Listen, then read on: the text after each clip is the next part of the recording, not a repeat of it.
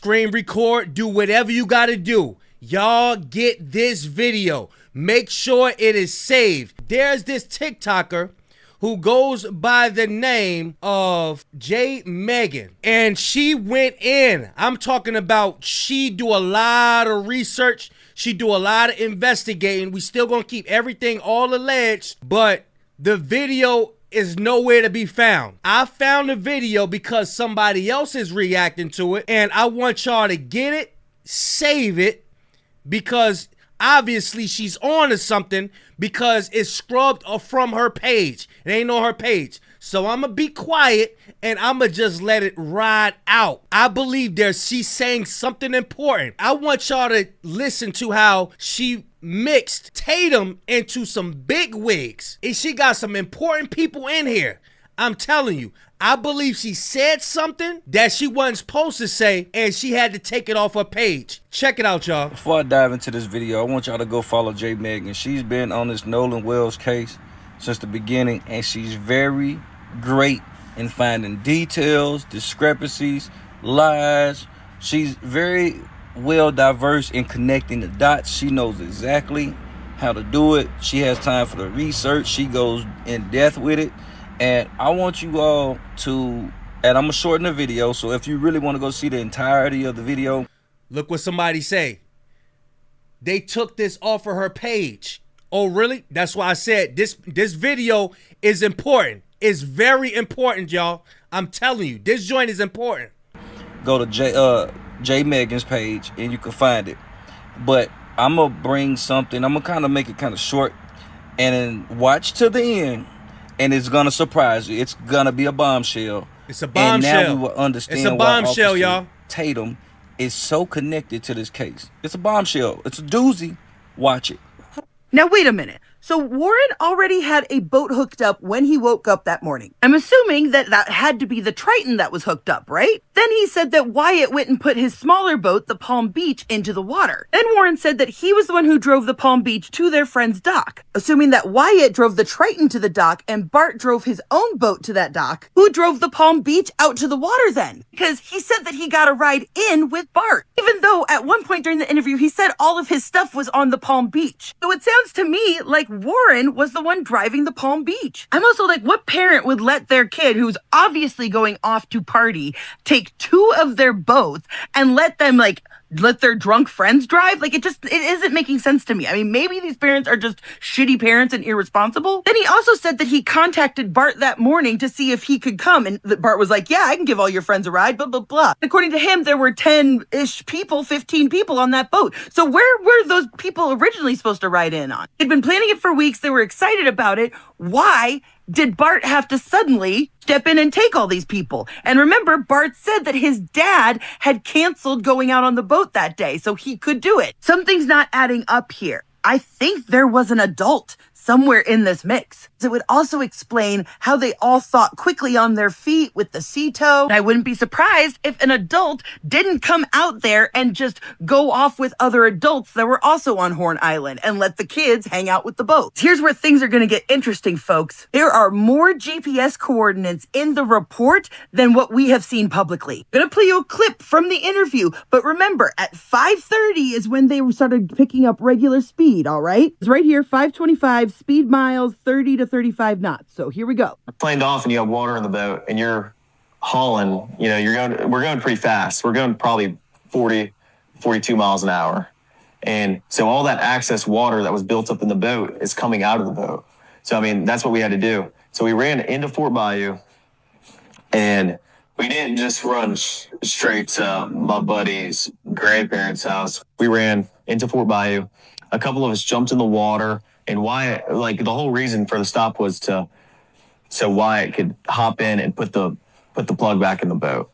So then after that, we went and docked it, and I went back to my buddy's house and we ate and napped for a little bit. It was a long day at the islands. Now, you heard him. He said that they took off going 40 miles an hour, and they didn't go to his buddy's grandparents' house, but they went to Fort Bayou to go do a plug thing. Except right here, 5:44, vessel arrives at El Camino Road. 8 minutes later, then it departs from El Camino Road and headed east into Fort Bayou.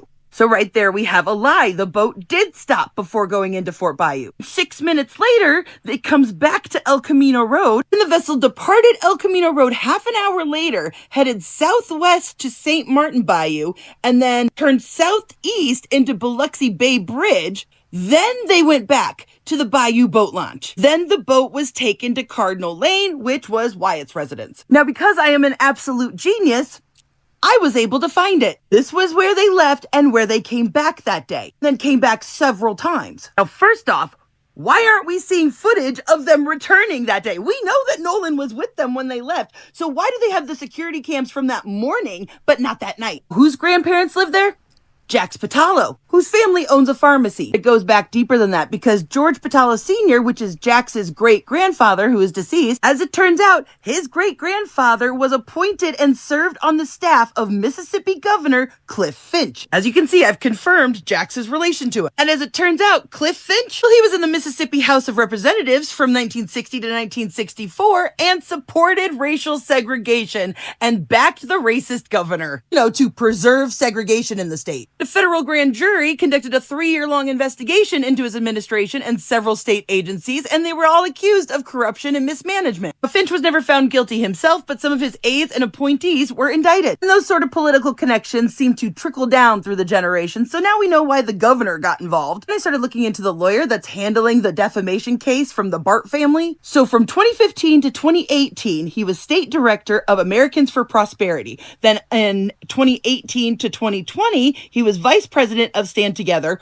while being vice president of Americans for Prosperity. Stand Together is a Charles Koch nonprofit, and Americans for Prosperity is a libertarian conservative political advocacy group affiliated with Charles Koch and David Koch. And if you don't know who the Koch brothers are, they're fucking evil. Guess who's one of the major funders for Turning Point USA? Major donors for the Koch brothers also are primary financial pillars for Turning Point USA, specifically their campus operations. And guess who used to serve as the director of urban engagement? Did she cook or what? Now, I know she was talking really, really fast, but I want you to listen and pause it. Listen and pause it. Screen record it. She just dropped that. I seen another YouTube content creator who goes by the name of Tisa Tells. She reacted to it and I seen it. I went back to her page and it was scrubbed off. She is ruffling feathers. She even got a breakdown of the whole timeline with other information. She does a deep dive in the Nolan Wells case, y'all. Not saying that anything is facts either. We still going to keep it all alleged. But she had to say something to piss the people off. And you see how she put Officer Tatum in there? How he knows some. I'm telling you, bro. Ain't no way he just coming out like that and going as hard as he is. These people know each other. They connected. When that boy Tristan was on that couch and he said, oh, y'all don't know who y'all fucking with. These people are tight-knit. Oh, they tight-knit, all right. This is serious business right here. Y'all make sure y'all share this. If you couldn't screen record it, somebody will. Make sure you share this. Make sure you hype this video up to get this out there in the algorithm, because she said something that's going to be very, very important. Because why in the hell would she get it off of her TikTok? There's another TikTok user. She been having to speak in codes and shit because they've been taking her videos down. These people are running and we are catching up to them. All I'm saying is we need to get all this information together and we need to analyze it. We not jumping to no conclusions or nothing like that. We're not accusing nobody of anything. What we're going to do is get justice for Nolan Wells. Y'all get in the comment section. Y'all let me know what y'all think. Y'all go follow her on TikTok as well. Her TikTok is J Megan Nerdy Pink Panda 1. Y'all make sure y'all tap in with her because she doing some deep dives over there, bro. And I think this information that she come with it, something's going to be valuable. Y'all let me know what y'all think, man. Big Kish signing out. I'm gone, y'all.